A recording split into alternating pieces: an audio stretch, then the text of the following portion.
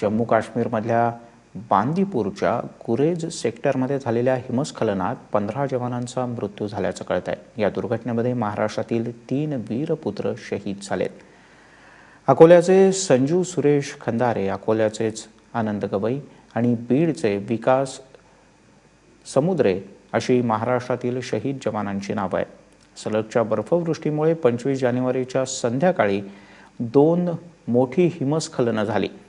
पहिल्यांदा सैन्याचा एक कॅम्प हिमस्खलनात अडकला, त्यानंतर गस्तीवर असलेले काही जवान हिमस्खलनात अडकले। यामध्ये 15 जवानांचा मृत्यू झाल्याचं कळत आहे। अकोल्यातील आनंद गवई हे 2009 मध्ये सैन्यात भरती झाले। अकोल्यातील पंचशील नगरमध्ये ते राहत होते। आई वडील आणि त्यांचे कुटुंबीय हे एकत्र राहतात। त्यांचा मोठा भाऊ हा महाराष्ट्र पोलिसांच्या सेवेत आहे। तर मूर्तिजापूर तालुक्यातल्या माना गावचे संजय खंडारे यांच्या पश्चात पत्नी आणि मुलगी तसंच 8 महिन्यांचा मुलगा असा परिवार आहे। 2005 साली ते सैन्यात भरती झाले होते।